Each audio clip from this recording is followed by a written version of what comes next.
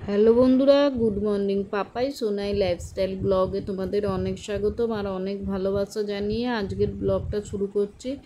আজকে 1 জুন শনিবার আর এখন বাজে সকাল 8:30।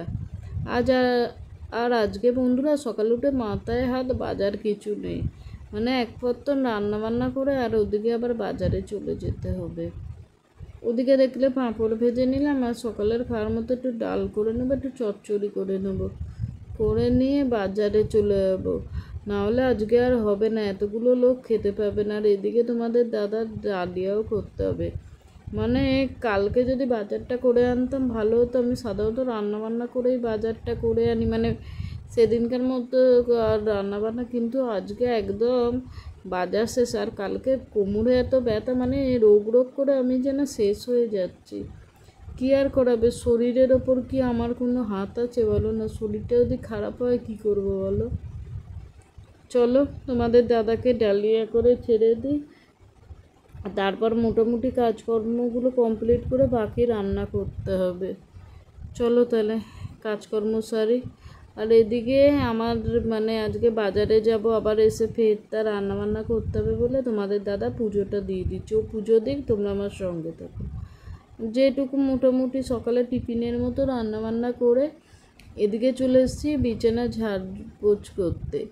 মানে কাজের কি শেষ আছে? মাঝে মাঝে মনে হয় একটা দিন যদি ছুটি পেতাম আমার থেকে কেউ খুশি হতো না।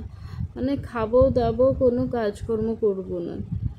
কিন্তু তা বললে তো চলবে না। আমরা যখন কোথাও ঘুরতেও যাই, কিন্তু আমরা কি বসে খেতে পারি? টুকটাক একটু আধটু কাজ করতে হয়। এটাই হচ্ছে জীবন। মানে জীবনে থাকতে গেলে একটু তোমাকে নড়ে বসতেই হবে, সে নিজের বাড়ি হোক বা অপরের বাড়িতে গেলেও টুকটাক আমি তো কাজ করতেই থাকি। আমি কেন, সবাই করে, কারণ ওরকমভাবে বসে তো খাওয়া যায় না। চলো তাহলে এই ঘরের বিছানা, ঘরের বিছানা, দুটো ঘরের বিছানা ঝাড়া হয়ে গেছে। এরপর তো ঘর ঝাড় দেওয়া, মোচা, মানে অন্যদিন হেডেকটা থাকে না, রান্নাবান্নাটা হয়ে যায়। কিন্তু আজকে রান্নাবান্নাটা কমপ্লিট করতে পারলাম না, মানে বাজারের অভাবে। চলো তাহলে কোনো রকমে যেটুকু রান্নাবান্না করেছি সেইটুকু নিয়েই, মানে সেইটুকুই টিফিন হিসাবে খাওয়া দাওয়া করা যাক। তারপর মানে এমন কপাল, আজকে আবার এসে রান্নাবান্না করতে হবে। মানে ভালোও লাগে না বন্ধুরা, কিন্তু কী করবো, নাহলে এতগুলো লোক তো খেতে পাবে না। এক সময় ইচ্ছে করে না। মানে এমন যদি আর একজন হতো আমার মতো, মানে আমি বাজারটা করে দিলাম, সে একটু রান্নাটা করলো বা একটু মাছটা ভেজে পাতলা ঝোলটা করে নিলে, আলু দিয়ে হোক কি এমনি হোক, কিন্তু কেউ নেই, যা করতে হবে আমাকে। শরীর খারাপ হলেই চিন্তা হয়, জানো তো বন্ধুরা। মানে এত কাজকর্ম করে, তখনও কাজকর্ম করে একটু বিশ্রাম নিই, কিছু খাই না, দাঁতে দাঁত দিয়ে পড়ে থাকি, কিন্তু কাজকর্ম আমি ছাড়ি না। অনেক দিন এমন হয়েছে, মোটামুটি ধরো এক তরকারি ভাত কি ডাল ভাজা করে দিলাম, করে আবার ঘরদোর ঝাড় দিয়ে মুছে বাসন মেজে সে দাঁতে দাঁত চেপে পড়ে আছি। সারা দুপুর খাওয়া হয়নি, যদি রাত্রে শরীরটা ঠিক হচ্ছে তখন খাচ্ছি। মানে আমার এমন বদ অভ্যেস না, একটা যদি শরীরটা কোনো আমার খারাপ হয় তাহলে একদম খাওয়া দাওয়া হয়ে গেল, বুঝলে। চলো তাহলে বাজারটা ঘুরে আসি। আর এই যে এখন 10টার মতো বাজে, চলো বাজার যাই।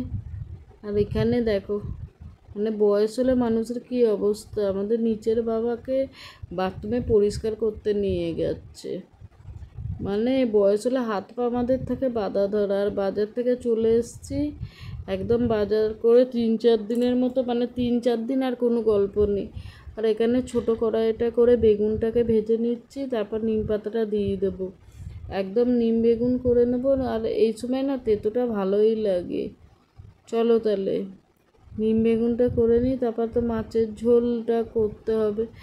আর বেগুনটা ভেজে তুলে নিলাম, আর তারপরে নিম পাতাটা অ্যাড করে দিই, ভেজে নিই। আমি এইভাবে করি, তোমরা কে কীভাবে করো জানাবে। এবার যেই নিম পাতাটা ভাজা হবে তখন বেগুনটা মিক্স করে দেবো, করে দিলেই হয়ে যায় নিম বেগুন। মানে আগে যখন রান্নাবান্না কিছুই জানতাম না, তখন মনে হতো সবথেকে কঠিন কাজ মনে হয় রান্নাবান্না। কিন্তু এখন করে করে, মানে মানুষ হচ্ছে অভ্যেসের দাস, অভ্যেস যেমন করবে সে তেমনই তৈরি হবে, বা শরীরকে যেমন খাটাবে শরীর কিন্তু সেই পরিমাণে খাটতে পারে।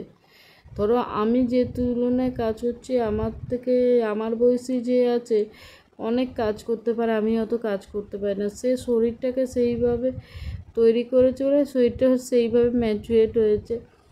চলো তাহলে বক বক করতে করতে এদিকে চারাপোনা মাছের ঝোল খাওয়ার ইচ্ছে হয়েছে বলে সবজি মাছ সব নিয়ে এসেছি।